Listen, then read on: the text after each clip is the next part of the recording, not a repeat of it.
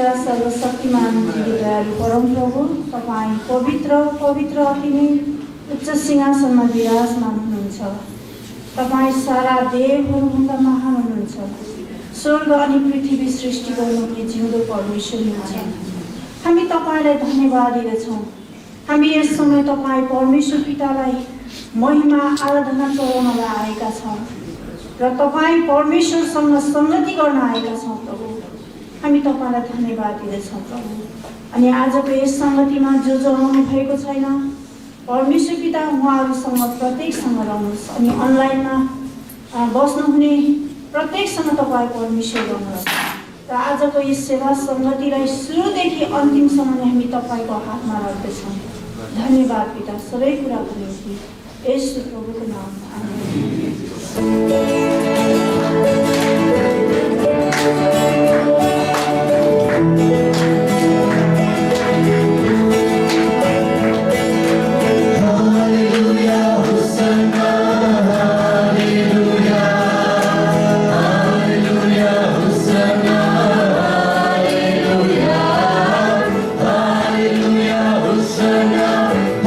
Hallelujah, hallelujah.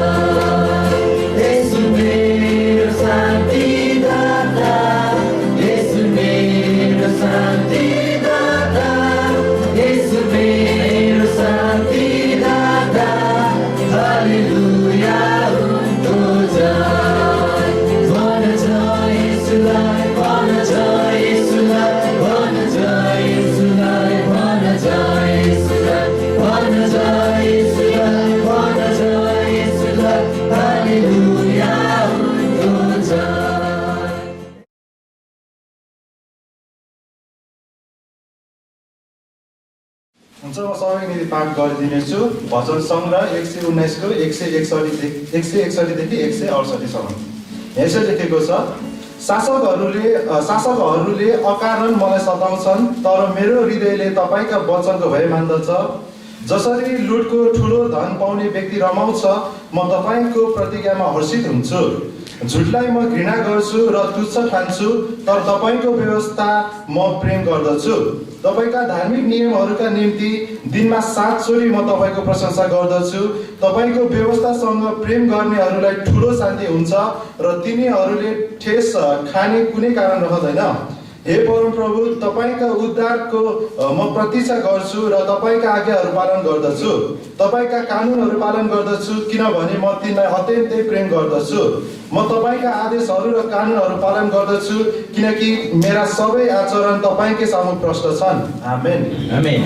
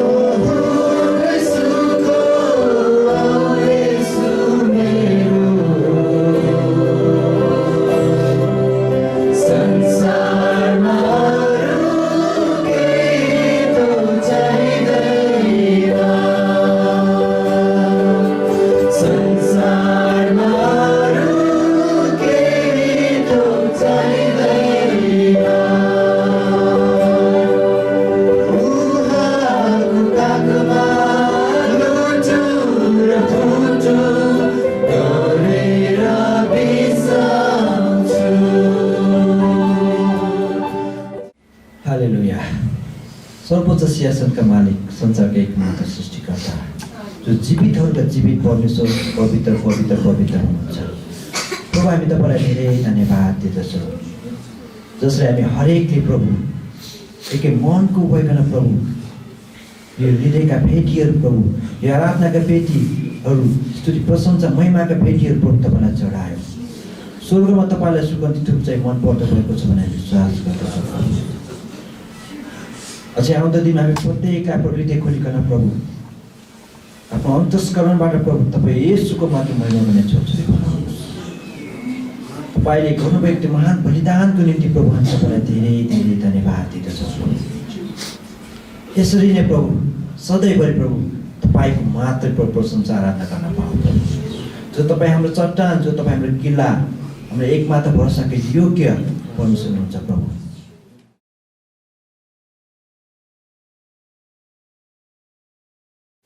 सबैलाई जे होस् र सबैलाई ह्याप्पी न्यु इयर। र तपाईँले सबैले एकअर्कामा आँखालाई हेरेर ह्याप्पी न्यु इयर भन्नु।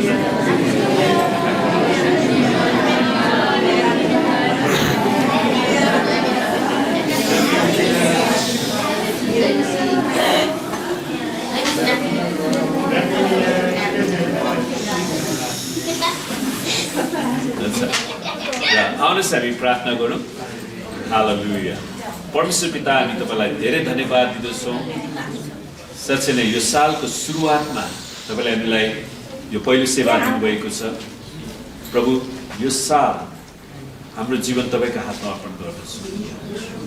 हामी प्रार्थना गर्छौँ प्रभु, हाम्रो मण्डलीको सिंहासनमा तपाईँ विराजमान हुनुहोस्, तपाईँ मात्र विराजमान हुनुहोस् प्रभु, अनि तपाईँको मात्र आराधना गर्न सकौँ। हाम्रो हृदयको सिंहासनमा तपाईँ मात्र विराजमान हुनुहोस् र तपाईँ आउनुहोस् प्रभु। हामी तपाईँलाई स्वागत गर्दछौँ। यो सेवाको सुरुदेखि अन्तसम्म पवित्र आत्मा तपाईँ आफै भइकन हामीलाई अगुवाई गर्नुहोस् र हाम्रो समझलाई एकाग्रता दिनुहोस् प्रभु, हाम्रो दिमागलाई एकाग्रता दिनुहोस्, हामी तपाईँको वचनलाई सुन्न सकौँ, बुझ्न सकौँ प्रभु, हाम्रो जीवनमा लागू गर्न सकौँ र तपाईँको दोस्रो आगमनको लागि आफैलाई तयारी बनाउन सकौँ प्रभु। हामी तपाईँलाई धन्यवाद भन्दछौँ। धन्यवाद छ प्रभु। नेपालभरि जतिहरू मण्डलीहरू सञ्चालन भएका छन्, परमेश्वर पिता तपाईँको सुरक्षा मण्डलीमाथि राखिदिनुहोस् र तपाईँको मण्डलीलाई तपाईँले बचाउनुहोस् प्रभु। हामी तपाईँलाई धन्यवाद भन्दछौँ येशूको नाम। र हामी बिरामीहरूको लागि प्रार्थना गर्नेछौँ। तपाईँ जतिजना बिरामी हुनुहुन्छ तपाईँलाई प्रार्थनाको खाँचो छ भने हात उचाल्नुहोस्। हात उचाल्नु भएको बिरामी जति उभिनु होला। तपाईँलाई जहाँ समस्या छ त्यहाँ आफ्नो हात राख्नुहोस् र उभिनुहोस् ल। र अरूले बिरामीतिर हात बढाउनुहोस् र आउनुहोस् हामी प्रार्थना गरौँ। हालेलुया। ओ रब शिखर रब रहतलब शन्द्र रब शम्भ्रेकेबे यन्दलब खोर रब सिंहतलब सुतुरो रब हन्दलब। परमेश्वर पिता, हामी प्रार्थना गर्छौँ तपाईँका छोराछोरीको शरीरमा जे जति रोग बिमारहरू, शारीरिक दुर्बलताहरू, शैतानका आक्रमणहरू, तन्त्रमन्त्रका श्रापहरू छन्, अनि भविष्यका चिन्ताहरू छन्, मानसिक चिन्ता फिक्रीहरू छन्, त्यसलाई हामी येशूको नाउँमा निस्किने र येशूको कुराको चोटमा ती सबै रोगहरू निको भइसकेका हामी घोषणा गर्छौँ। पवित्र आत्मा तपाईँले येशूको चङ्गालाई बगाइदिनुहोस् प्रभु। प्रत्येकलाई छुनुहोस्, पूर्ण चङ्गाई र छुटकारा दिनुहोस्। सबै सुगर प्रेसरको समस्यालाई पनि येशूको नाउँमा निस्किने प्रभु। तपाईँले आफ्नो जनलाई, आफ्ना छोराछोरीलाई तपाईँले पूर्ण चङ्गाई दिएर छुटकारा दिनुहोस् येशूको नाम। र अर्को विषय हामी प्रार्थना गर्नेछौँ। बाइबलले भन्छ काम नगर्नेले के गरोस्, खाना पनि नखाओस्। त्यसै तपाईँ जतिजना काम गरिरहनु भएको छ, तपाईँको अर्थतन्त्रमा, तपाईँको कारोबारमा, आर्थिक स्रोतहरूमा परमेश्वरको आशिष चाहिन्छ भने हात उचाल्नु होला र म तपाईँको लागि विशेष प्रार्थना गर्छु। अनि तपाईँको ग्रुपमा पैसाहरू फसेको छ भने त्यो पनि उठ्न सकोस्। आमेन। र परमेश्वरको जनको पैसा कसैले पनि खान पाउने छैन। अनसन प्रार्थना गरौँ। परमेश्वर पिता, हामी तपाईँलाई धन्यवाद दिन्छौँ कि मेहनती र परिश्रमी हातहरू जसले तपाईँको वचनको आज्ञा अनुसार विभिन्न किसिमको व्यवसायमा रोजगारमा रहेर काम गरिरहनु भएको छ प्रभु। हामी बिन्ती गर्छौँ तपाईँको जनको हातको परिश्रममा तपाईँले बेहिसाब आशिष र उन्नति दिनुहोस्। हरेकको आर्थिक स्रोतहरूमा आशीर्वाद दिनुहोस्। हरेकको कारोबारको भोल्युमलाई बढाइदिनुहोस् प्रभुजी। हामी तपाईँसँग बिन्ती गर्छौँ प्रभु, हरेकको अभावहरूमा तपाईँले जुटाउनुहोस् परमेश्वर पिता। हामी प्रार्थना गर्छौँ अनि हरेकलाई प्रभुजी असल घाँस बाँस कपास शिक्षा दीक्षा तपाईँले जुटाउनुहोस् र अनि आफ्नो सृष्टिकर्ता परमेश्वरको महिमा गर्न सकौँ प्रभु जस्तै तपाईँले आशीर्वाद दिनुहुन्छ हरेकलाई धन्यवादको बेटी दशांश बेटी स्वेच्छाको बेटीहरू दिनलाई तपाईँले सिकाउनुहुन्छ येशूको नाम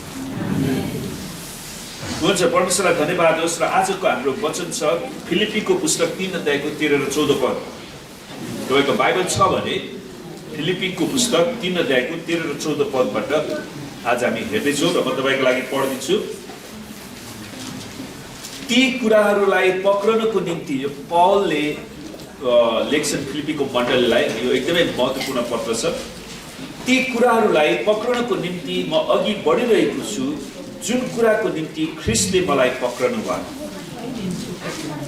पौलले एकदमै महत्त्वपूर्ण कुरा लेखेका छन् ती कुराहरूलाई पक्रनको निम्ति म अघि बढिरहेको छु जुन कुराको निम्ति ख्रीष्टले मलाई पक्रनु भयो अर्को शब्दमा भन्नु खोजे पौलले भन्नु खोजेको परमेश्वरले येशू ख्रीष्टले उसलाई जुन उद्देश्यको निम्ति बोलाउनु गएको थियो त्यही उद्देश्य पूरा गर्नको लागि उनी अगाडि बढिराखेका छन् अनि यो चाहिँ हामीहरूको लागि हो अनि यो सालको सुरुदेखि नै हामीले परमेश्वरसँग यो प्रतिज्ञा गर्नुपर्छ भाइ हो यो भाइ हो भनेको मतलब भाइलाई मात्र भने होइन दाजुभाइ दिदीबहिनी दुवैलाई भने क्या त्यसैले भाइ बहिनी हो भनौँ त हामी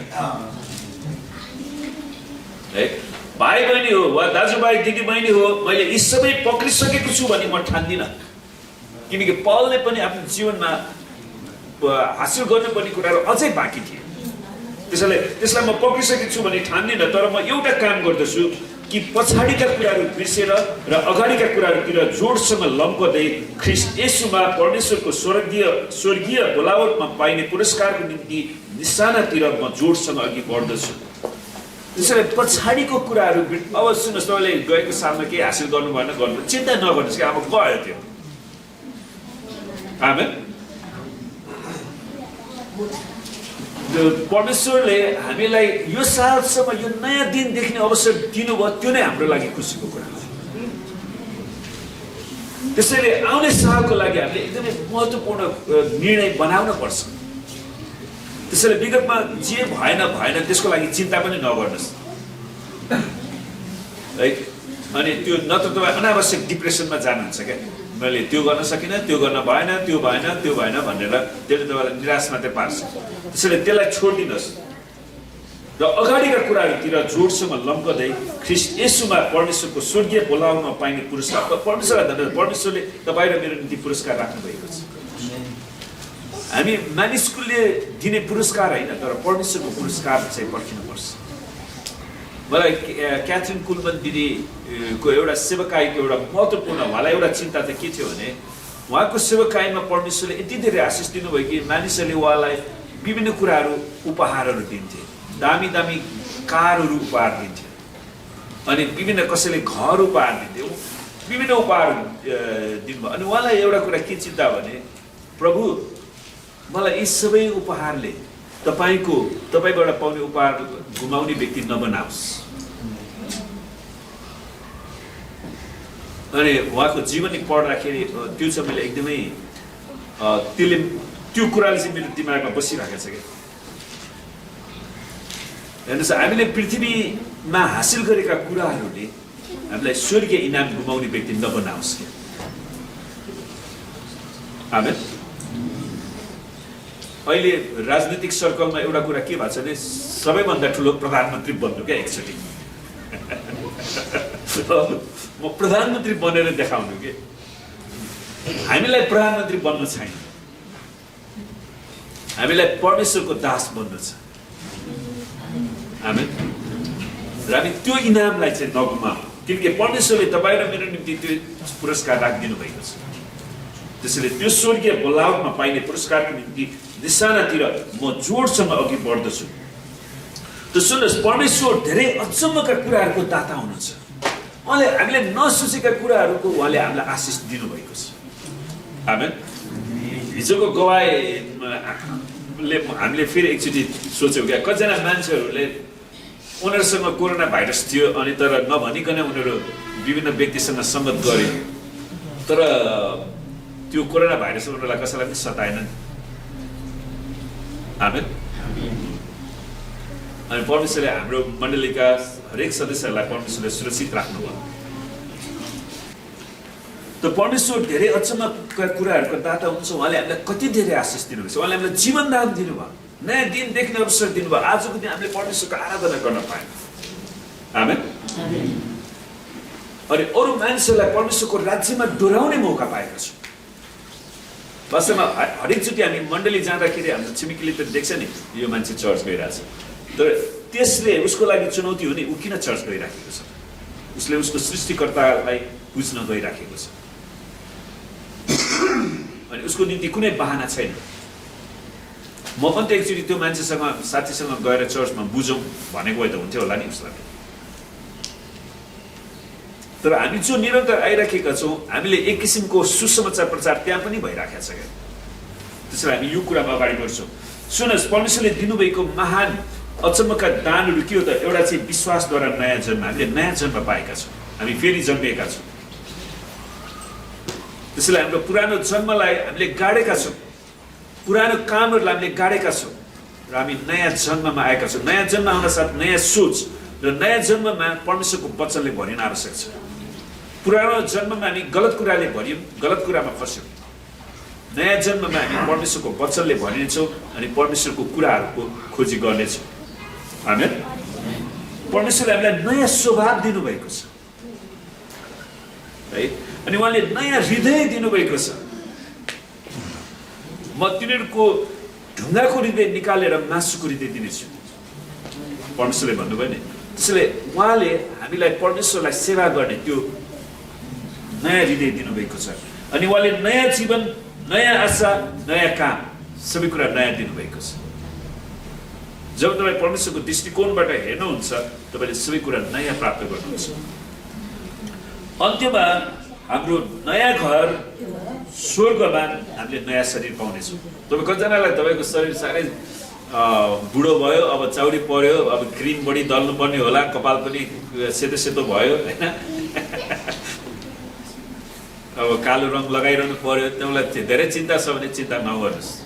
स्वर्गमा परमेश्वरले तपाईँलाई नयाँ महिमित चकिलो शरीर दिनुहुन्छ। आमेन। कहिलेकाहीँ कतिजना मान्छेहरूले दबाई पनि दिएका छन्, उनीहरूको आफन्तहरूलाई साह्रै चिन्ता लागेको कारणले मेरो आफन्त कहाँ गयो होला उनीहरू, अनि परमेश्वरले उनीहरूलाई दर्शनमा उनीहरू त एकदमै महिमित स्वर्गीय शरीरमा परमेश्वरको आराधना गरिराखेको पनि देखाउनु भएको छ कतिजनालाई। परमेश्वरले हामीलाई दिनुहुन्छ त्यो शरीर। त्यसैले यो शरीर तपाईँको एकदमै यसलाई स्वस्थ राख्नुहोस्, हेरविचार गर्नुहोस्। यो परमेश्वरको मन्दिर हो। आमेन। अनि यो मन्दिरलाई सुरक्षित राख्नु, निरोगी राख्नु, स्वस्थ राख्नु एकदमै महत्त्वपूर्ण कुरा। तर परमेश्वरले हामीलाई अर्को शरीर पनि दिनुहुन्छ, महिमित शरीर। त अहिले परमेश्वरले हामीलाई यो नयाँ वर्ष दिनुभएको छ। त यसको अर्थ विगतमा हामीले परमेश्वरको निम्ति नगरेका नयाँ कामको हामी सुरुवात गर्नेछौँ। अनि यसपालिको हाम्रो प्रतिज्ञा पनि के हो? म परमेश्वरको लागि के गर्नेछु। आमेन। हामीले सुरुदेखि भनिराखेको छु नि, हामी मण्डलीमा आउँदाखेरि मण्डलीले मलाई के दिन्छ होइन, म प्रभुको निम्ति के दिन सक्छु, प्रभुको राज्यको निम्ति, मण्डलीको निम्ति म के दिन सक्छु, त्यो चाहिँ हो नि। अनि प्रभुलाई धन्यवाद होस्। हाम्रो मण्डलीको लागि कतिजनाले हामीलाई त्यो हातमा लाउने के भन्छ अरे त्यसको नाम सेनिटाइजर, कतिजनाले साबुनहरू दिइरहनु भएको छ होइन, कतिजनाले टोयलेटमा त्यो ओडोनिलहरू राखेर किनिदिइरहनु भएको छ। तिनीहरू महिनामा हामीले दिन सक्छ नि सानो सानो कुराहरू, त्यो 60, 70, 80 रुपियाँ 90 रुपियाँको कुरा हो नि तिनीहरू, हो कि न भन्नुहोस् त। हामी परमेश्वरलाई के दिन सक्छौँ त? सबैको फाइदाको लागि हुन सक्ने कुराहरू, तिनीहरू चाहिँ एकदमै महत्त्वपूर्ण कुरा छ। अनि त्यसको साथसाथै हामीले अरू मान्छे गएर प्रार्थना गर्न सक्छौँ, उत्साह दिन सक्छौँ होइन। कसैको विश्वासमा कमी भएको छ भने उसलाई विश्वासमा बढ्ती हुनको लागि सहायता पुर्याउन सक्छौँ। कसैको घरमा फुल भएको छ भने उसलाई हामी मिलापमा ल्याउन सक्छौँ। आमेन। परमेश्वरले हामीलाई धेरै कुराहरू गर्ने ठाउँ दिनुभएको छ। त्यसैले हामीले परमेश्वरको निम्ति नगरेका नयाँ कामको हामी सुरुवात गर्नेछौँ। हाम्रो परिवारलाई कसरी अझ बलियो बनाउने हो त्यो कुरा हामी हेर्छौँ। मैले जहिले पनि प्रार्थना छ हाम्रो मण्डलीको जवान भाइ बहिनीहरू है उनीहरूको सफलता उनीहरूको हृदय बाबुआमातिर फर्किनु चाहिँ एकदमै महत्त्वपूर्ण छ। छोराछोरीको हृदय बाबुआमातिर फर्किनु एकदमै महत्त्वपूर्ण छ। आमेन। त्यसैले त्यो कुराहरू को लागि पनि हामीले प्रार्थना गरिरहन आवश्यक छ। अनि बाबुआमाको हृदय छोराछोरीतिर फर्किन आवश्यक छ। र धेरै कुराहरू छन्। परमेश्वरको महिमाको निम्ति नयाँ प्रकारले हामी जीवन जिउनेछौँ। यो साल म कसरी प्रभुको महिमा मेरो हरेक सोचाइले मेरो बोलाइले मेरो बोलीले परमेश्वरको महिमा गर्छ कि गर्दैन त, त्यो चाहिँ हामीले आफैलाई चास्नु पर्ने कुरा र हामीले निर्णय गर्नु पर्यो। आमेन। परमेश्वरको प्रतिको हाम्रो आशालाई हामी फेरि पुनर्जीवित पार्नु छ। हाम्रो परमेश्वरले हामीलाई निराशा पार्नु। आमेन। मानिसले तपाईँलाई निराशा पार्छ। त्यसै कारण हामीले जहिले पनि यो वचन सम्झिनु पर्छ। Curse is the man that trusts upon man. मानिसमाथि भरोसा राख्ने व्यक्ति श्रापित हुन्छ। तर त्यो मानिस धन्यको त्यो मानिस आशिषित हो जसले परमेश्वरमाथि भरोसा राख्छ। आमेन। जब मैले मेरो सम्पूर्ण कुराहरू परमेश्वरमा भरोसा राख्न सिक्छु भने मलाई कुनै मानिसप्रति चित्त दुखाइ हुँदैन नि त। फलानु दाइले दिदीले भाइले बहिनीले मलाई यो गर्दैन त्यो गर्दैन भनेर मैले दुःख मान्नुपर्छ? किनभने मेरो आशा जब म परमेश्वरमा गर्छु भने परमेश्वर भाइको हृदयमा बोल्नुहुन्छ क्या। आमेन। अनि हामीले निराश हुनु पर्दैन। हामी सबैप्रति खुसी भएर कमसेकम जय मसीह त भन्न सकौँ। आमेन। हो किन भन्छ ल पहिला कोही व्यक्तिहरू थिए अब उनीहरूलाई कुनै के आशा राखेर आउँछ अनि त्यहाँबाट चिज पुरा हुँदैन अनि त्यहाँबाट जमसी अब जमसी त मुखै अनि उसलाई जयमसी भन्न पनि भाइ तपाईँलाई कस्तो छ? ठिकै छ।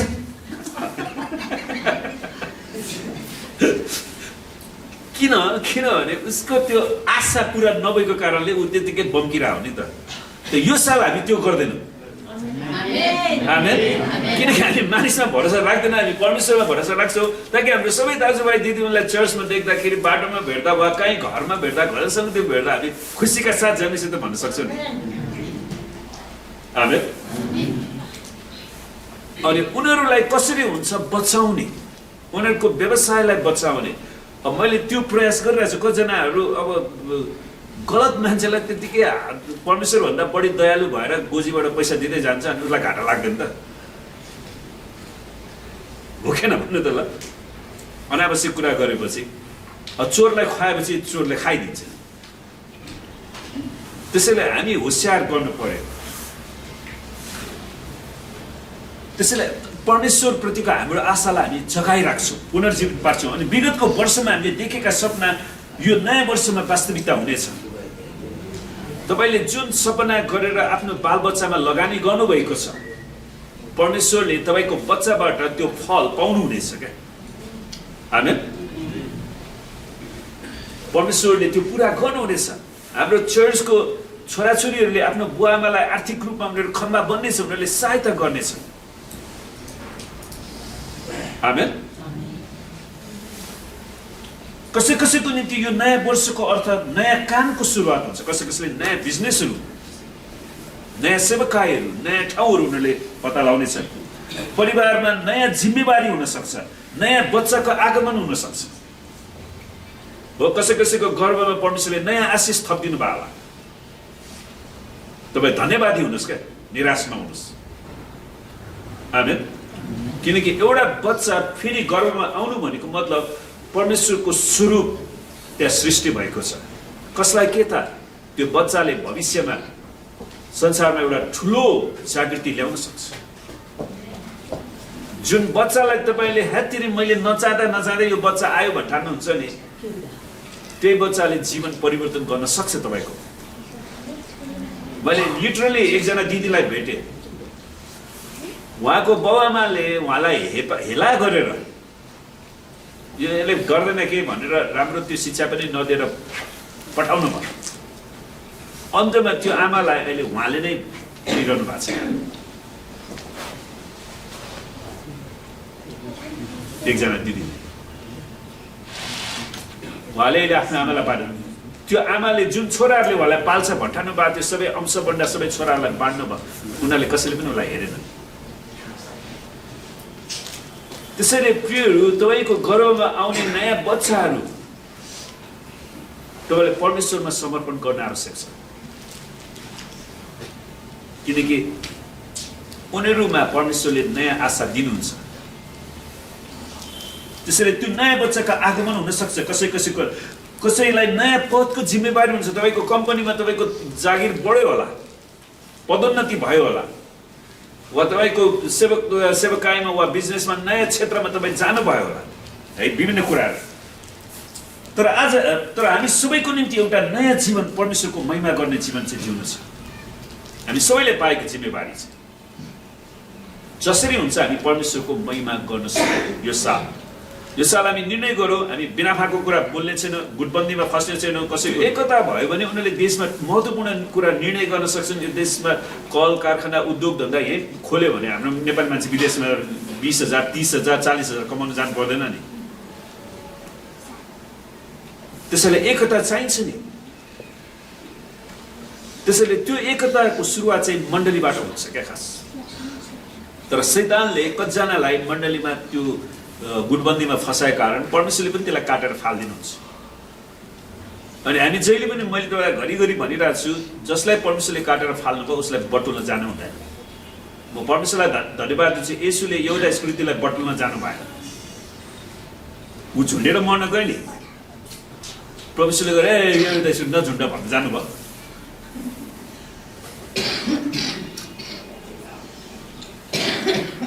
अनि कतिजना मान्छेहरू उनीहरूको स्वार्थमा उनीहरू जान्छन्। तर म परमप्रभुको सेवा गर्छु। आमेन। म परमेश्वरको महिमा गर्छु, म परमेश्वरको भजन गाउँछु, म परमेश्वरको नाउँको घोषणा गर्छु। त यो पाठमा पौलले दुई प्रकारले हेरेका छन्। उनी पछाडि फर्केर हेर्छन् र ख्रीष्टको निम्ति कष्ट भोगेका सबै कुरा र ख्रीष्टको निम्ति हासिल गरेका सबै कुराहरूको बारेमा उनले विचार गर्छ। हाम्रो आफ्नै मण्डलीको पनि इतिहास हेरौँ न। हामी 4 वर्ष अगाडि हामीले यो मण्डली बनाउने क्रममा हामीले कति सङ्घर्ष गर्नु पर्यो, हुन्छ कि हुँदैन, कति पीडाहरू थिए। अनि त्यसलाई फर्केर हेर्दाखेरि नै आज परमेश्वरले हामीलाई कहाँ ल्याउनु भएको छ। परमेश्वरले हामीलाई कति असल दाजुभाइ दिदीबहिनी बुवाहरू आमाहरू दिनुभएको छ यो मण्डलीमा। आमेन। म परमेश्वरलाई धन्यवाद दिन्छु। परमेश्वर तपाईँले हामीलाई कति असल परिवार दिनुभएको छ। यो त हाम्रो परिवार हो नि। आमेन। यो मेरो परिवार हो। अनि यो परिवारबाट शैतानले कतिजनालाई फुटाउने प्रयास गर्छ, तर हामी एक ढिक्का हुन्छौँ। आमेन। हामीमा कुनै भेदभाव छैन। म तपाईँलाई फेरि पनि दोहोऱ्याउँछु, छालाको रङले पनि तपाईँलाई भेदभाव गर्दैन। आखिर रगत सबैको एउटै हो। कसैको रगत ओ पोजिटिभ, कसैको रगत ओ नेगेटिभ, कसैको एबी पोजिटिभ एबी नेगेटिभ छैन, कसैको ए पोजिटिभ कसैको ए नेगेटिभ है। ओ नेगेटिभ चाहिँ धेरै रेयर हो क्या। तर यसले के जनाउँछ भने हामी सबैको पुर्खा आदम र हव्वा नै हो।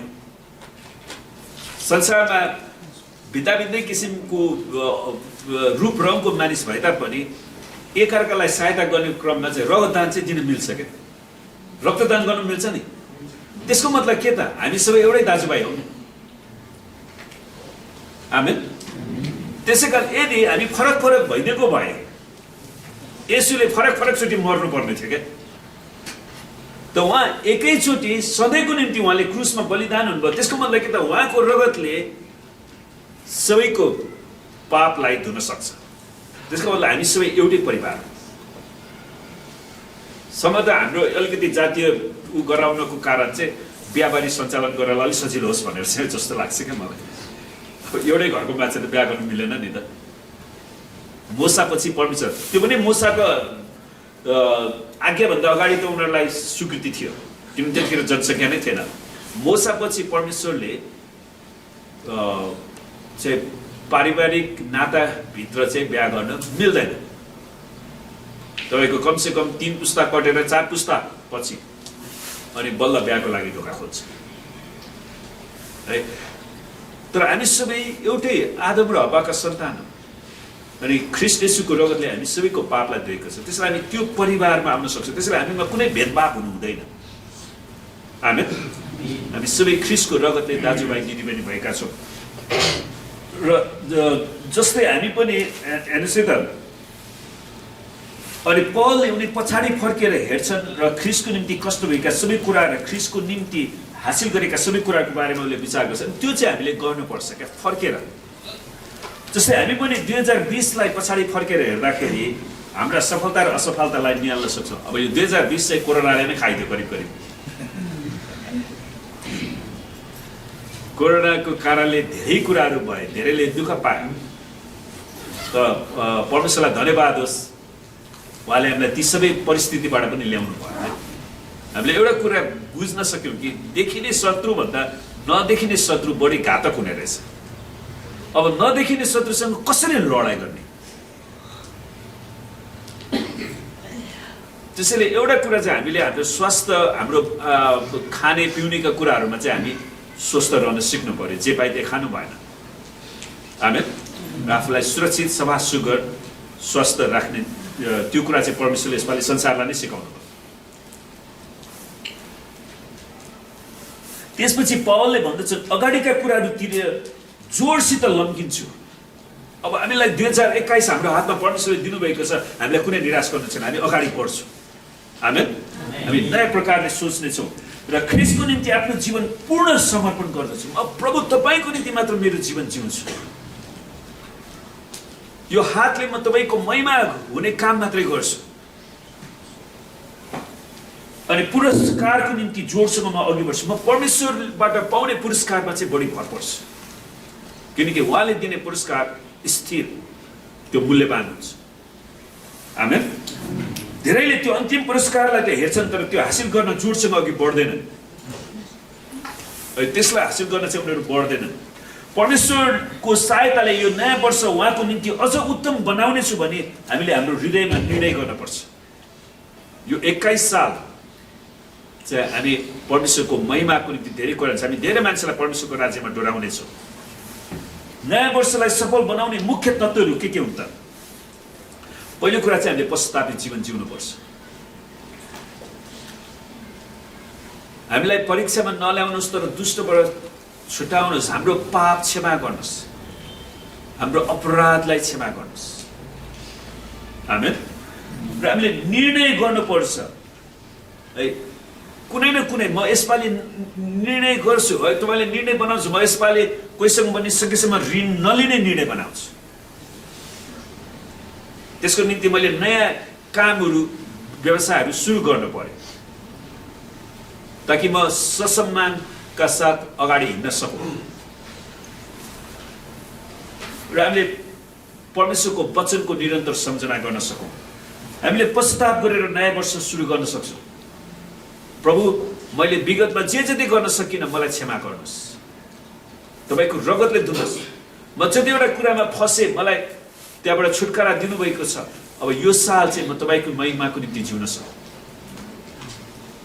र मलाई परमेश्वरको वचनबाट अलग्याउने, मण्डली परिवारको यो झुन्डबाट अलग्याउने सबै तत्त्वबाट तपाईँले मलाई निकाल्नुहोस् र म तपाईँको जनसँग सङ्गति गर्न सकौँ, तपाईँसँग सङ्गति गर्न सकौँ, तपाईँको वचनसँग। त परमेश्वरमा पुग्ने पहिलो पाइला चाहिँ पश्चाताप हो। किनकि पश्चाताप बिना पश्चाताप चाहिँ परमेश्वरलाई खुसी पार्न सम्भव छ।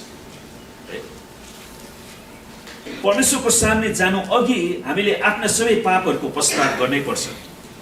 सुन्नुहोस्, अस्ति मैले लेवीको पुस्तक, अहिले मेरो व्यक्तिगत बाइबल स्टडीमा लेवीको पुस्तकहरू पढिरहेको छ अनि त्यहाँनिर एउटा कुरा झट्ट त्यो वचन पढिराखेको भए पनि झट्ट कहिलेकाहीँ वचनले बोल्छ नि, थाहा छ होला।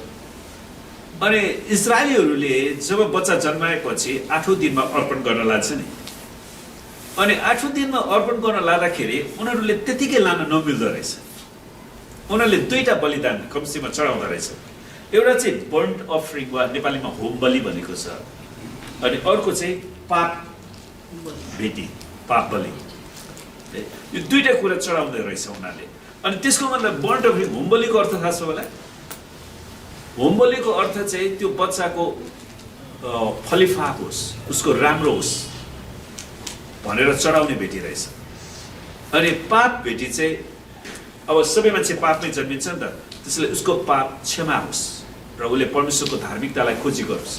त्यसैले इजरायली घरानामा चाहिँ सानैदेखि त्यो बच्चाको नाउँमा परमेश्वरमा अर्पण गर्दाखेरि नै उनीहरूले भेटी चढाएर त्यो बच्चा भविष्यमा सफल होस् र उसले पापलाई त्यागोस् र उसले पश्चातापी जीवन जियोस् भनेर नै अर्पण गर्ने रहेछ क्या उनीहरू। अनि प्रभुले मलाई नयाँ प्रकारले त्यो प्रकाश दिनुभयो क्या। हेर्नुहोस् त, त्यसैले हामीले पनि निरन्तर हाम्रो जीवनलाई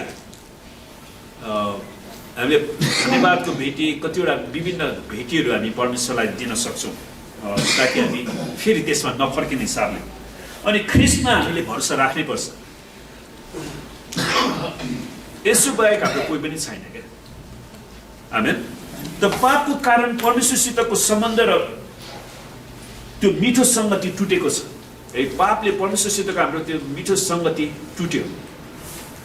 आदम र हव्वाले पाप गरेपछि परमेश्वरले सोध्नु भयो, ए आदम त कहाँ छस्? सायद परमेश्वरले हामीहरू कतिजनालाई हाम्रो त्यही अवस्थामा उहाँले सोध्नुहुन्छ, किनकि मानिस परमेश्वरसितको सङ्गतिबाट बाहिर, उसले परमेश्वरको आज्ञा उल्लङ्घन गरे। जब परमेश्वरको वचन उल्लङ्घन हुन्छ ऊ परमेश्वरको सङ्गतिबाट बाहिरिन्छ। अनि दाउदले पनि पाप गरेपछि उनले पश्चातापको भजन लेख्छन्। उनले भन्छ नि, तपाईँको मुक्तिको आनन्द मलाई फेरि दिनुहोस्। हामीले यो भजन पनि गाउँछौँ नि, तपाईँको मुक्तिको आनन्द मलाई फेरि दिनुहोस्। किनभने दाउदले त्यो मुक्तिको आनन्दलाई गुमाए क्या। उनीहरू प्रभु मेरो पापलाई क्षमा गर्नुहोस्, मलाई तपाईँले दिनुभएको त्यो मुक्तिको आनन्द, त्यो ढुक्कता, त्यो निश्चयता तपाईँले फेरि दिनुहोस्। पश्चातापले नयाँ वर्षमा खुसी लिएर आउँछ। त्यसले हामीलाई नयाँ आशा, नयाँ खुसी पनि दिन्छ। हामीमा पाप छैन भने हामी भन्छौँ भने त हामीले आफैलाई धोका दिन्छौँ र हामीमा सत्य हुँदैन। र यदि हामीले पाप गरेका छैनौँ भने हामी भन्छौँ भने हामी उहाँलाई झुटा तुलाउँछौँ र उहाँको वचन हामीमा हुँदैन। त्यसैले हामी सबै परमेश्वरको दृष्टिमा जस्तोसुकै हामी मानिसको शुद्धताको स्ट्यान्डर्ड परमेश्वरको पवित्रता भन्दा जहिले पनि कमै हुन्छ क्या। त्यसैले हामी अर्काको जीवनलाई हेरेर त्यो पापी ऊ पापी, त्यसले गर्न मिल्छ यसले गर्न मिल्दैन भनेर बस्नु सट्टा तपाईँको पाप चाहिँ परमेश्वरमा मिलाउनुहोस्। आमेन। सुन्नुहोस्, जब परमेश्वरले यसैया अगमवक्तालाई दर्शन दिनुभयो, यसैया लरतरो पाप गरेर हिँड्ने मान्छे थिएन, तर पनि परमेश्वरको पवित्रताको उपस्थितिमा जब उनी आउँछ उसले आफूलाई, हाय म पापी मानिस, प्रभु म यो पापी मानिसहरूको माझमा बस्छु, मेरो ओठले कति खराब कुराहरू बोल्यो होला, कति नेगेटिभ कुराहरू बोल्यो होला, मलाई क्षमा गर्नुहोस्। अनि स्वर्गदूतले त्यो आगो लिएर आएर उसको ओठलाई छोइदिन्छ, तिम्रो पाप क्षमा भयो। हेर्नुहोस्, त्यसैले हामी परमेश्वरको उपस्थितिमा जाँदाखेरि हाम्रो अपवित्रता त्यहाँनिर प्रकट हुन्छ क्या खास। त्यसैले हामी आफैलाई जाँचौँ, सबैभन्दा ठुलो कुरा। तर यदि हामीले आफ्ना पापहरू स्वीकार गर्यौँ भने उहाँले हाम्रा पाप क्षमा गर्नुहुन्छ र सबै अधर्मबाट हामीलाई शुद्ध पार्नुहुन्छ। परमेश्वरलाई धन्यवाद होस्, उहाँले हामीलाई जस्तोसुकै अधर्मबाट पनि शुद्ध पार्नुहुन्छ। येशूको रगतले धुन नसक्ने कुनै पनि पाप छैन। आमेन। त्यो नै हाम्रो निम्ति आशा हो क्या। येशूको बलिदान नै हाम्रो निम्ति आशा हो। त्यसैले हामीले येशू ख्रीष्टमा नयाँ जीवन जहिले पनि सुरु गर्न सक्छौँ, नयाँ सेवाकाई जहिले पनि सुरु गर्न सक्छौँ। हामी परमेश्वरको पवित्रतामा जहिले पनि हिँड्न सक्छौँ, किनकि उहाँ विश्वासयोग्य र धर्मी हुनुहुन्छ। पहिले 9:8-10-9 त्यो पाप कहिले गर्नुभयो भन्ने कुरा तपाईँलाई मात्र थाहा छ। हरेकको व्यक्तिगत पाप उसैलाई मात्र थाहा हुन्छ। पत्रुसले आफ्नो प्रभुलाई 3 चोटि इन्कार गरेको बारेमा विचार गर्नुहोस्। 3 चोटि प्रभुलाई उसले इन्कार गर्यो, म चिन्दिनँ, म चिन्दिनँ, म चिन्दिनँ। कसको अगाडि इन्कार गरे? नोकर्नीहरूको सामनेमा। विचार गर्नु न।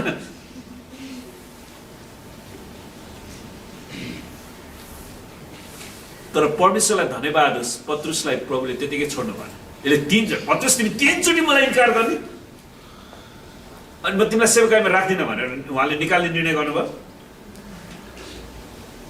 उहाँले पत्रुसलाई 3 चोटि स्वीकार गर्न लाउनु भयो। पत्रुसले, प्रभुले सोध्नु नि, पत्रुस तिमी मलाई प्रेम गर्छौ? उहाँले 3 चोटि सोध्नु। जब तेस्रो चोटि सोध्नु भयो नि, पत्रुसले के सम्झ्यो? मैले प्रभुलाई 3 चोटि इन्कार गरेँ। प्रभु तपाईँलाई थाहा छ मेरो हृदय। अनि प्रभुले भन्नु, मेरो भेडाहरूलाई खुवाऊ, मेरा भेडा बाख्राको हेरविचार गर। अनि त्यसपछि त्यो भताभुङ्ग भएको त्यो 12 जना चेलाहरूमध्ये 1 जना चेला त हत्या गरेर मरिहाल्यो। त्यो 11 जना चेलाहरूलाई फेरि भेला गरेर अनि पेन्टिकोस्टको दिनसम्म उनीहरू पर्खे। उनीहरूले यरुशलेममा 10 दिन प्रार्थना गरे। परमेश्वरको पवित्र आत्माको झरी बर्सियो। आमेन। अनि त्यही पत्रुस जसले परमेश्वरलाई 3 चोटि इन्कार गरेका थिए, परमेश्वरलाई 3 चोटि त्यो इन्कारलाई फेरि सच्याउन लाउनु भयो। अनि त्यही पत्रुसले प्रचार गर्छ। त्यसपछि कतिजना मान्छेले पानीको अवसरले? 3000। त्यसैले प्रियहरू, एउटा व्यक्तिको जीवनको व्यक्तिगत कुराहरूलाई हामीले खेलबाड गर्नु हुँदैन। त्यो ऊ र परमेश्वरको बीचको कुरा। पत्रुसलाई अरू चेलाहरूले पनि गिल्ला गर्न सक्थेन, तर कसैले के पनि भने परमेश्वरलाई फर्काएर ल्याउनु भयो।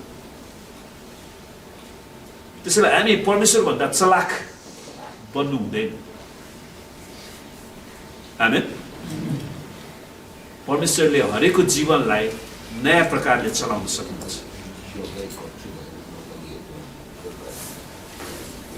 तपाईँले गर्नुभएको हेलचक्राइहरूको पश्चाताप गर्नुहोस्।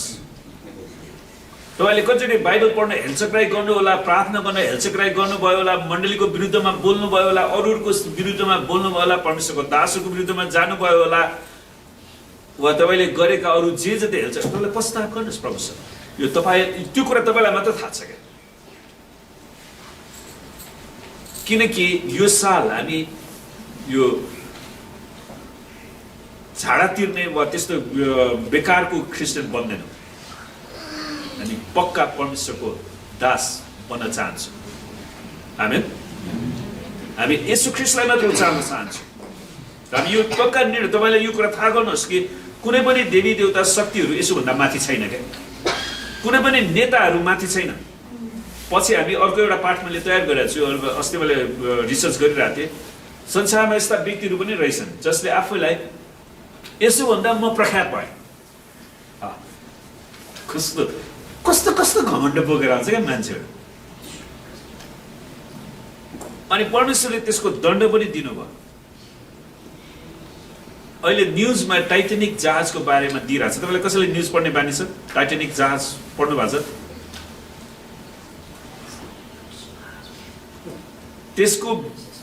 त्यसको विनाशको बारेमा पनि हेर्नेछु। प्रभुले अचम्मको कुराहरू देखाउनु भयो। किन जब मान्छेहरू घमण्ड गर्छ नि, परमेश्वरले दण्ड पनि ल्याउनु हुँदो रहेछ।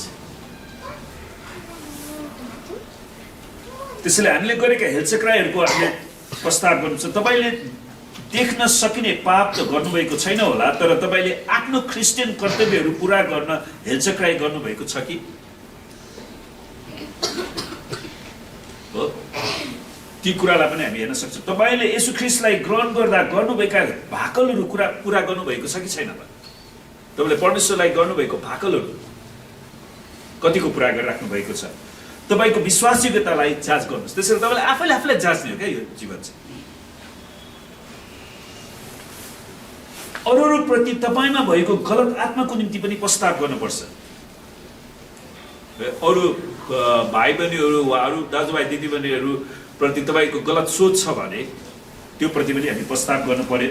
धेरै क्रिस्चियनहरू अरूसँग तुलना गरेर आफैलाई धर्मी ठहराउँछ। त्योभन्दा म धर्मी छु, ऊभन्दा म धर्मी छु।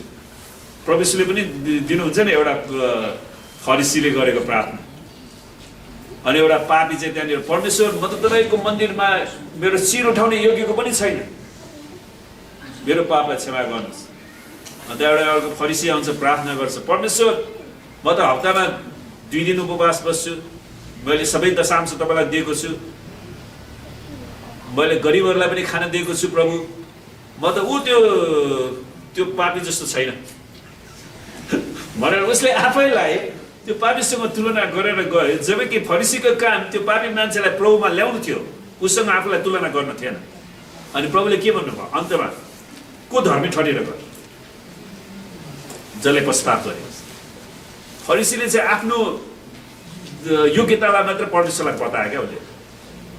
अनि मैले पहिला पनि भनेको थिएँ, त्यो आत्मा थियो हाम्रो चर्चमा पनि पहिला। कतिजना मान्छेहरू उनीहरूको प्रार्थनामा ध्यान दिएर सुन्छु कि परमेश्वर म तपाईँलाई धन्यवाद दिन्छु किनकि मैले झरी पनि भनिनँ प्रभु, मैले घाम पनि भनिनँ, मैले खोला नाला भनिनँ, पहाड पर्वत भनिनँ, म त्यहाँ गएर प्रभु मैले प्रचार गरेँ, प्रभु हो मैले यो गरेँ त्यो गरेँ, मैले गरेँ। उसको प्रार्थना नै आफैलाई उचाल्ने छ। त्यसैले त्यो किसिमको कुराबाट हामी अलगिन्छौँ। धेरै क्रिस्चियनहरू अरूसँग तुलना गरेर आफैलाई धर्मी ठहराउनु, त्यसैले यो हामी गर्नु हुँदैन, जसको कारण उनीहरू आफै दोषी ठहरेका छन्। जसरी परमेश्वरले भन्नुभयो अरूको न्याय नगरेर तिमीहरूको पनि न्याय गरिने छैन, अरूलाई दोषी नठहराओ र तिमीहरूलाई दोषी ठहराइने छैन, क्षमा गरेर तिमीहरूलाई पनि क्षमा गरिनेछ। यो क्षमा गर भनेको शैतानलाई क्षमा गर भने होइन। फेरि यो वचनलाई जहाँ पाए थिए लगेर प्रयोग गर्ने नै हुँदैन।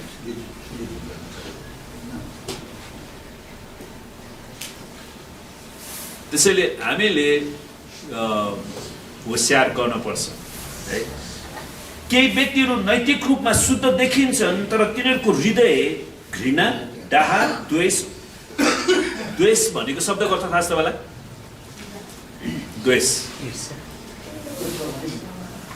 द्वेष चाहिँ खास अरूको अहित गर्ने इच्छा रहेछ कि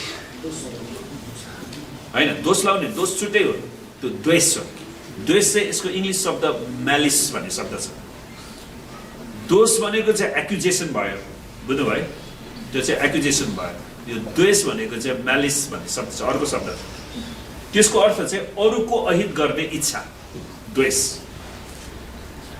अरूको कुबल होस् चाहना, ईर्ष्या है, अरूको डाहा, फलानाले त प्रगति गरिसक्यो, उसले धेरै पैसा कमाइन्छ, उसले के गरिसक्यो ला, डाहा गरेर बस्छ, असन्तुष्टिले भरिएको हुन्छ।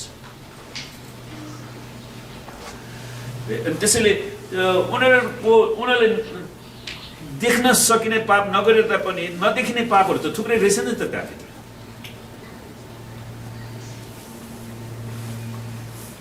त्यो घृणा, त्यो डाहा, द्वेष है, अरूको अहित गर्ने इच्छा, ईर्ष्या।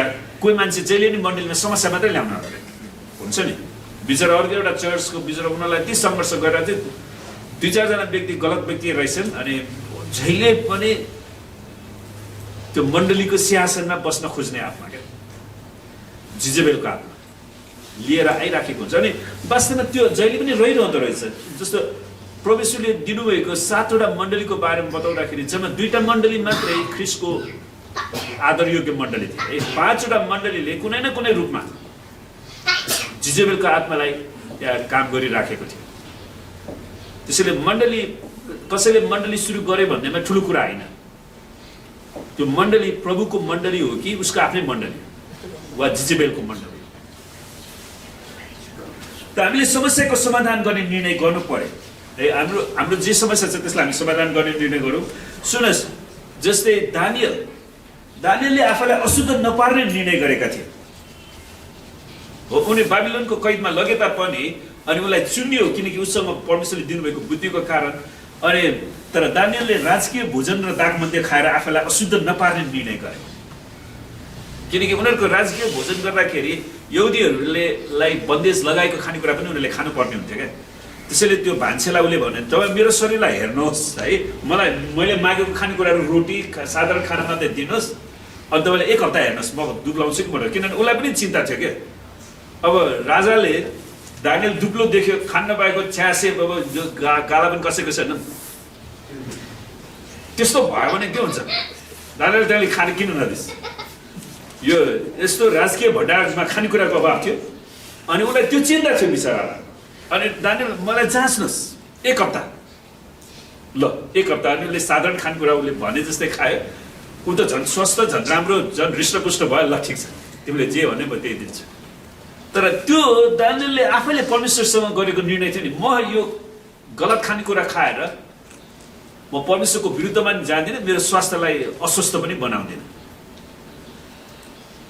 अहिले धेरैचोटि मान्छेहरू खाना नपाएर भन्दा खाना पाएर बढी रोगी भएको छैन। सुगर रोगहरूको समस्या के त? बढी खाएर होइन।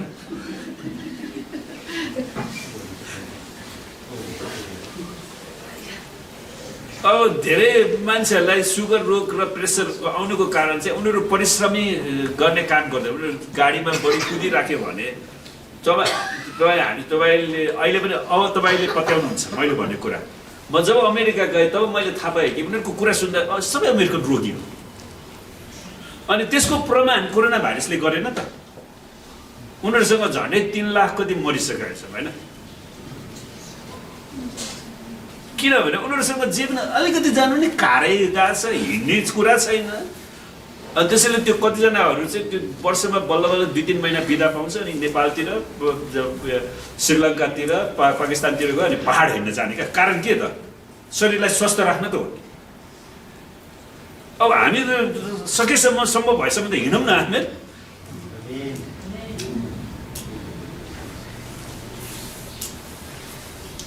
त्यसैले दानियलले त्यो राजकीय भोजन नखाने निर्णय गरे।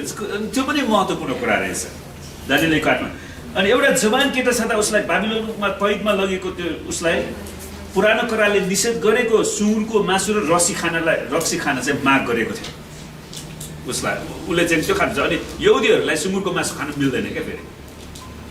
त नयाँ करारमा चाहिँ प्रभु यीशुले खानालाई स्वीकृति दिनुभयो। पत्रुसलाई प्रभुले भन्नु चाहिँ सबै किसिमको त्यो जराबहरू मारेर खाऊ भन्दा प्रभु मैले यस्तो अशुद्ध खानेकुरा कहिले खाएको छैन भनेर जसलाई परमेश्वरले शुद्ध तुलाउनु भयो त्यसलाई तिमी अशुद्ध नबना भनेर पत्रुसलाई भन्नुभयो। अनि पछि पत्रुसलाई परमेश्वरले अन्य जातिकोमा सुसमाचार प्रचार गर्न पठाउनु भयो।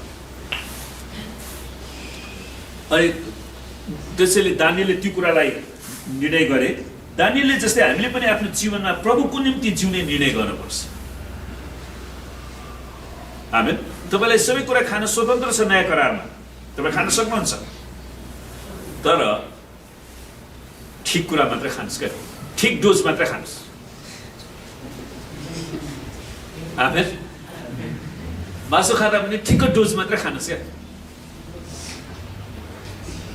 अब दिने मान्छेलाई चाहिँ बिचरा अब होइन घरमा अब पाहुना भनेर उसले एक कचौरा नै दिया हुन्छ। तर दिएको जति सबै खानुपर्छ भन्ने छैन नि। झुटो नहाल्नुहोस्। तपाईँले जति खानुहुन्छ त्यति मात्रै लिनुहोस् अनि चोखै राखिदिनुहोस् क्या। अरूले खान्छ नि त। आमेन। हो किन भन्छ कसैको चाहिँ अब त्यत्रो बिचरा मान्छेले कति मेहनत गरेर उसले कति मेहनत गरेर पकाएको छ किन भन्नुहोस्। अब मेरो घरमा पाहुना आउँदैछ उसलाई खुवाउनु अनि त्यो नखाइकन त्यतिकै झुटो पारेर फाल्ने न उसले पनि खानु मिलेन कसैले खानु त्यो ठिक होइन क्या। त्यसलाई चोखै राख्यो भने घरको अरूले पनि त खान पाउँछ नि। नभए भोलि खाँदा नि हुन्छ। त्यसैले हामीले ठिक डोज दानियलले जस्तै ठिक डोज खान सिक्नु पर्यो। त याकुबले पनि हेर्छ प्रभुलाई आफ्नो आम्दानीको दशांश दिने निर्णय गरेको थियो। याकुबमा चाहिँ याकुबको नामको अर्थ थाहा छ मलाई? नामै ठग। मान्छे ठग हो। ठग्नु त ठगै हो क्या। त्यसैले उसको नाम पनि त्यसरी नै राख्या हो। किनकि इजरायली कल्चरमा संस्कृतिमा चाहिँ त्यो एउटा चलन रहेछ क्या। जस्तो स्वभाव छ त्यसै नाम राखिदिनु। हुँदा उसले अब त्यो ज्येष्ठ अधिकार पनि ठग्यो है, त्यहाँबाट आशिष पनि ठग्यो। अनि लास्टमा कतिसम्म ठग्ने त? अनि एउटा समय आयो हेर्नुहोस् उत्पत्ति 28:22 पाउँछु कुरा। म कुशलपूर्वक फेरि मेरो बाबुको घरमा आउन पाएँ भने परमप्रभु नै मेरो परमेश्वर हुनुहुनेछ र मैले खामो बनाएको यो ढुङ्गा चाहिँ परमेश्वरको घर हुनेछ र तपाईँले मलाई दिनुभएको जति सबैको दशांश म तपाईँलाई अवश्य चढाउँछु। अब म ठग्दिनँ पुग्यो प्रभु, अब म तपाईँलाई दशांश दिन्छु। कति चाहिँ ठग नामै ठग राख्दै अनि परमेश्वरले उसलाई नाम पनि चेन्ज गर्नुभयो। कहिलेकाहीँ ठग नाम पनि चेन्ज गर्नुपर्छ क्या। याकुबको नाम के भयो? इजरायल। त्यसो भए हामीले नाम राख्दाखेरि पनि अलि आशिषको नाम राख्नुपर्ने रहेछ क्या है। आमेन। अनि उसले त्यो कुरालाई निर्णय गर्छ, म अब परमेश्वरलाई त साँच्चै दिन्छु, म यो ठगको जीवन जिउँदैन, परमेश्वर मेरो जीवनलाई परिवर्तन गर्नुहोस्। अब कति चोर्नु, कति ठग्नु, कति ढाक्नु, कति झुटो बोल्नु। अनि त्यसपछि परमेश्वरले पनि उसको हृदयमा परिवर्तन आएपछि उसको नाम पनि परमेश्वरले परिवर्तन गर्नुभयो अनि उसले दिन्छ। त याकुबले यो भाकल गर्दा उनी गरिब थिए। वास्तवमा 10 वर्षपछि यही ठाउँमा उनी धनी व्यक्ति भएर आएका थिए। याकुबले परमेश्वरलाई धन्यवादको प्रार्थना गर्छन्, तपाईँले आफ्नो दासलाई जति करुणा र विश्वासयोग्यता देखाउनु भएको छ त्यसको म कति पनि योग्य छैन। परमेश्वर ममा कुनै योग्यता थिएन, तर पनि तपाईँले मलाई आशिष दिनुभयो। किनभने एउटा लाठो मात्र लिएर मैले यसो यर्दन नदी तरी थिएँ। ऊ घरबाट भागेर जाँदाखेरि एउटा लट्ठी हातमा थियो, उसँग केही पनि थिएन। तर अहिले म 2वटा दल भएका छन्। त्यो 2वटा दल भने के? याकुबले कतिवटा श्रीमती पाए? 2 जना श्रीमती। अनि 2 जना श्रीमतीबाट धेरै बालबच्चाहरू जन्मे। अनि त्यो मेरो याकुबको श्रीमतीमा नि कम्पिटिसन पऱ्यो क्या। अनि उनीहरूको त्यो बिहा गरेपछि त्यो छोरीलाई सहायता पुर्याउनलाई नोकरले पनि दिने चलन थियो। अनि त्यहाँबाट त्यो दुवैजनाले आफ्नो गर्भ त्यो बच्चा नजन्मेको देखेपछि अब ऊ बेलाको धन भनेकै सन्तान हो। हाम्रो पनि हामी सानो हुँदाखेरि तिमीहरूको सन्तान डाँडा पाखाले भर्यौँ भनेर दिँदै नै आशिष किन भन्नु डाँडा काँडा ढाकुन् भन्दै। अब ऊ बेलाको धन भनेकै सन्तान हो। अनि त्यहाँबाट त्यो श्रीमतीहरूमा उनीहरूलाई कम्छ मेरो श्रीमतीबाट पनि बच्चा जन्म, मेरो नोकर्नीबाट पनि बच्चा जन्म, मेरो नोकर्नीबाट पनि बच्चा जन्म हुँदा दल एउटा ठुलो दल लिएर म एउटा लट्ठी लिएर गएको मान्छे, परमेश्वरले मलाई यत्रो दल अनि उसको भेडा बाख्रा प्रशस्त लिएर है पुरै दलका साथ आए। परमेश्वरले आशिष दिनुहुन्छ किन? जब याकुबले पश्चाताप गरे। आमेन। अनि उसले त्यसमा कुनै पनि घमण्ड गर्दैन। परमेश्वरलाई धन्यवाद होस्। त म माचुन्जेल उहाँको पुकारा गर्नेछु, किनकि उहाँले आफ्नो कान मतिर फर्काउनु भयो। दाउदले पनि आफ्नो निर्णय बनाउँछ, परमेश्वर म बाचुन्जेल तपाईँको मात्र पुकारा गर्छु। दाउद पनि एउटा जाबो गोठाला त थिए हो। परमेश्वरले इस्रायलको राजा नियुक्त गर्नु, तर उसको हृदयले परमेश्वरलाई त्यो कुरा निरन्तर ल्याउँछ। तपाईँले पनि आफ्नो जीवनभर बाइबल अध्ययन र प्रार्थना गर्ने निर्णय बनाउन सक्नुहुन्छ। अनि प्रार्थना गर्दा बुझ्नुपर्ने महत्त्वपूर्ण कुरा चाहिँ मैले कतिचोटि प्रार्थना गरेँ, कति प्रखर गरेँ, कति लामो गरेँ, कति मिठो गरेँ वा कति व्यवस्थित भन्दा पनि तपाईँले कति उत्सुकताका साथ प्रार्थना गर्नुभयो। प्रार्थना गर्ने कुरामा तपाईँको जोस, तपाईँको हृदयको चित्कार, त्यो चाहिँ परमेश्वरले खोज्नुहुन्छ क्या। उहाँलाई मिठो मिठो त्यस्तो बनावटी त्यस्तो गरिरहनु पर्दैन। पौलले पनि आत्मा जित्ने निर्णय बनाउँछन् है। मेरो आफ्नो हृदयको इच्छा र तिमीहरूको निम्ति परमेश्वरमा मेरो प्रार्थना यही छ कि तिमीहरूले उद्धार पाऊ। मैले प्रार्थना, प्रभु हाम्रो नेपाल देशले उद्धार पाउन सकोस् है। 3 करोड नेपालीले तपाईँलाई चिन्न सकुन्। उनीहरूलाई मूर्ति पूजाको श्रापबाट छुटकारा दिनुहोस्, तन्त्र मन्त्रको श्रापबाट छुटकारा दिनुहोस्, देवी देवताका श्रापहरूबाट छुटकारा दिनुहोस् र उनीहरूले यसुलाई चिन्न सकुन्, ग्रहण गर्न सकुन् र हाम्रो मण्डलीका हरेक सदस्यले आउने साल यसुको निम्ति नयाँ आत्माहरू जित्न सकुन्। आमेन। किनकि स्वर्गमा तपाईँले कतिवटा घर बनाउनु भयो, कति पैसा कमाउनु भयो कुनै हिसाब हुँदैन। त तपाईँलाई प्रभुले सोध्छ तिमीले कतिवटा आत्मा जिताउनु। त्यसैले त्यो कुरालाई हामी नबिर्सौँ ताकि त्यो व्यक्तिले नयाँ जीवन प्राप्त गर्न सकुन् र उनीहरूलाई हाम्रो मण्डलीमा हामी देख्न सकौँ। आमेन। यो ठाउँ यो हल परमेश्वरको जनले भरिभरा हुन सकोस्, हाम्रो क्वायरमा वृद्धि हुन सकोस् भनेर प्रार्थना गरिरहेको छु। यो साल प्रभुले हाम्रो क्वायरमा वृद्धि दिनुहुन्छ। जहिले पनि 3-4 जना 3-4 जना मात्र होइन, नयाँ नयाँ मान्छे पनि आउनेछन्। आमेन। त हामीले सम्झिनु पर्ने कुराहरू हामीले यो सम्झिराख्नुपर्छ कि ख्रीष्टले हाम्रो निम्ति गर्नुभएका महान कामहरूको मूल्य हामीले कहिले पनि तिर्न सक्दैनौँ। आमेन। त्यसलाई हामी ध्यान गरौँ। उहाँले के गर्नुभएको छ त? तपाईँले पाप गर्नुभएको छ र परमेश्वरको क्रोध तपाईँमाथि परेको छ भन्ने कुरा उहाँलाई थाहा थियो। हामी मानिस जातिले पाप गरेका छौँ, परमेश्वरको क्रोध हामीमाथि आएको छ भन्ने कुरालाई उहाँलाई थाहा थियो। त्यसैले उहाँले त्यो क्रोधको कचौरा आफैले पिउनु भयो। हाम्रो सट्टामा क्रुसमा जानुभयो। उहाँले कल्वरीको क्रुसमा तपाईँ र मेरो स्थानलाई लिनुभयो र उहाँले हामीलाई नरकमा डुबिराखेको देख्नुभयो र उहाँ तल आएर हामीलाई नरकबाट उचाल्नुभयो। आमेन। र परमेश्वरको राज्यमा स्थापित गर्नुभयो र हाम्रो निम्ति उहाँले गर्नुभएका सबै कुराहरू सम्झँदै गर्दा के तपाईँलाई यो प्रतिज्ञा गर्न मन लाग्दैन र? यो नयाँ वर्षमा म ख्रीष्टको निम्ति सबैभन्दा उत्तम काम गर्नेछु। आमेन।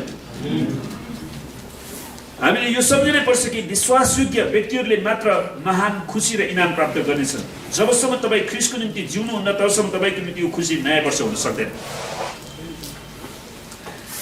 एकजना भाइलाई एउटा धनी मानिसले भनेछ, यदि तपाईँले तपाईँको येशू प्रभुलाई त्याग्नु भयो भने यो नयाँ कार तपाईँलाई गिफ्ट। त्यो भाइले कसरी उत्तर दियो थाहा छ? तपाईँको उपहारको निम्ति धन्यवाद भाइ, तर तपाईँको कार तपाईँसँग राख्नुहोस्, म मेरो प्रभु येशूलाई मसँग मेरो हृदयमा राख्छु, म येशूलाई त्याग्न सक्दिनँ। आमेन। कहिलेकाहीँ परिवारमा पनि त्यस्तै भइरहेको हुन्छ। श्रीमानहरूले श्रीमतीलाई धम्की दिइरहेको हुन्छ, येशू छोड। अनि जब श्रीमतीले म तपाईँलाई छोड्छु बरु प्रभु येशूलाई छोड्दिनँ भनेर चाहिँ लुरुक्क पर्नुपर्छ क्या।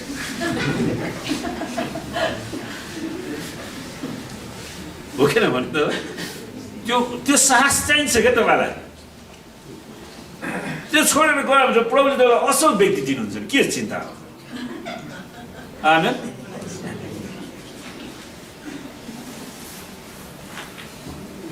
त हामीले यो सम्झिनै पर्छ कि कतै यो नयाँ वर्ष नै हाम्रो निम्ति अन्तिम वर्ष हुँदैछ कि?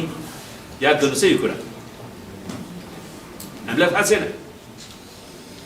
कतिजनाले यो नयाँ वर्ष देख्ने मौका पाएन। त्यसैले त्यो कुरालाई ध्यानमा राखेर हामीले हाम्रो जीवनलाई जिउन आवश्यक छ। कसले हामीलाई ख्रीष्टको प्रेमबाट अलग गर्न सक्छ त? के सङ्कष्टले अथवा दुःखले वा खेदोले वा अनिकालले वा नग्नताले अथवा खतराले वा तरबारले? किनकि म यो पक्का गरी जान्दछु कि मृत्युले वा जीवनले, स्वर्गदूतहरूले वा प्रधानताहरूले, वर्तमानको कुराहरूले वा पछि हुने कुराहरूले वा शक्तिहरूले, उचाइले वा गहिराइले वा सारा सृष्टिमा भएका कुनै पनि कुराले ख्रीष्ट येशू हाम्रा प्रभुमा भएको परमेश्वरको प्रेमबाट हामीलाई अलग गर्न सक्ने छैन। आमेन। कुनै राजनैतिक धम्कीले है पनि हामीलाई ख्रीष्टको प्रेमबाट अलग गर्न सक्ने छैन। परमेश्वरले आफ्नो मण्डलीलाई स्थिर गर्नेछ। किनकि म र मेरो घरनाले हामी परमप्रभुको सेवा गर्नेछौँ। आमेन। म र मेरो घरनाले तपाईँले प्रार्थना गर्नुहोस्। मैले अहिले कमसेकम हाम्रो 3 जना दिदीबहिनीहरूको श्रीमानको लागि चाहिँ सम्झिरहेको छु। अब अरूको मलाई त्यति भनेको छैन। मैले प्रत्येक दिन प्रार्थना गर्छु, प्रभु यो मान्छेहरूलाई तपाईँले परिवर्तन गर्नुहोस्। यो साल उनीहरूलाई तपाईँको सामने घोडा टेक्ने बनाउनुहोस्। आमेन। अब तपाईँको पनि कसैको त्यस्तो छ भने मलाई पछिबाट भन्नु होला, म मेरो प्रार्थनामा राख्छु। किनकि हामी दाबी गरौँ म र मेरो घरनाले, मेरा बालबच्चाहरूले परमेश्वरको सेवा गर्नेछ। आमेन। हुन्छ, प्रभुलाई धन्यवाद होस्। र आउनुहोस् हामी सबैजना आजको वचनको लागि प्रभुलाई धन्यवाद दिउँ। परमेश्वर पिता, हामी तपाईँलाई धेरै धेरै धन्यवाद दिँदछु। साँच्चै नै यो नयाँ साल प्रभु 2021 साल देख्ने अवसर दिनुभयो। प्रभु हामी आफैलाई हाम्रो जीवन प्रभु तपाईँको वेदीमा अर्पण गर्दछु। प्रभु यो साल हामीलाई तपाईँको पवित्र आत्माको नयाँ ताजा अभिषेक दिनुहोस्। प्रभु हामीले सुनेका वचनहरूलाई अभ्यास गर्ने छोराछोरीहरूलाई बनाउनुहोस् र हाम्रो सबै कुराहरूद्वारा हामी तपाईँको नाउँको मात्र हामी महिमा गर्न सक्छौँ। प्रभु तपाईँ यो साल पनि निरन्तर हाम्रो हृदयकोमा राज गर्नुहोस्। हाम्रो मण्डलीको सिंहासनमा परमेश्वर तपाईँ मात्र विराजमान हुनुहोस् र यो देशको सिंहासनमा प्रभु तपाईँ मात्र विराजमान हुनुहोस् र यो देशमा तपाईँको आशिष वर्षाउनुहोस्। प्रभु सारा नेपाली जातिले यसोलाई नै प्रभु र मुक्तिदार भनेर चिन्न सकौँ, ग्रहण गर्न सकौँ, तपाईँको उद्धारमा आउन सकौँ। प्रभु उनीहरूलाई हामी यस मण्डलीमा देख्न सकौँ। पवित्र आत्मा तपाईँले डोर्याउनुहोस्। प्रभु हामी तपाईँसँग बिन्ती गर्दछौँ। प्रभु हामी प्रार्थना गर्छौँ आज जुन जति रोगी बिरामी छन् प्रभु उनीहरूलाई तपाईँले सहायता गर्नुहोस्, सङ्घाइ गर्नुहोस्। कतिजनाको विश्वासमा कमी आएको छ, उनीहरूको विश्वासलाई बढाउनुहोस् प्रभु। उनीहरूलाई तपाईँको उपस्थितिमा आउने दिनहरूमा डोर्याउनुहोस् पिता। तपाईँको मण्डलीलाई तपाईँले स्थिर तुल्याउनुहोस् प्रभु। तपाईँको स्वर्गदूतको सुरक्षा आफ्नो मण्डलीमाथि निरन्तर राखिदिनुहोस् प्रभु। यो हप्ताभरिका सेवाकाईमा, यात्रामा, पढाइमा, सबै काममा तपाईँले हामीलाई आशीर्वाद दिनुहोस्। प्रार्थना गर्छु परमेश्वर साथी तपाईँको आशिष प्रभु यस मण्डलीमाथि दिनुहोस् र तपाईँले रक्षा गर्नुहोस् आफ्नो मण्डलीलाई। परमेश्वर हामी प्रार्थना गर्छु तपाईँको मुख यस मण्डलीमाथि चम्काउनुहोस् र प्रभु हरेकलाई तपाईँले अनुग्रह गर्नुहोस्। परमेश्वर पिता हामी प्रार्थना गर्छु तपाईँको चेहरा यस मण्डलीमाथि प्रकाश गरिदिनुहोस्। हरेकलाई परमेश्वर तपाईँको शान्तिले भर्नुहोस्। तपाईँको नाउँ मात्र यस मण्डलीमा उचालिन सकियोस्। धन्यवाद छ र परमेश्वर पिताको प्रेम, परमेश्वर ख्रीष्टको अनुग्रह र पवित्र आत्माको सङ्गति र सहभागिता हामीहरू हरेकसित आजदेखि सदा सर्वदा रहिरहँ। येशूको नाम।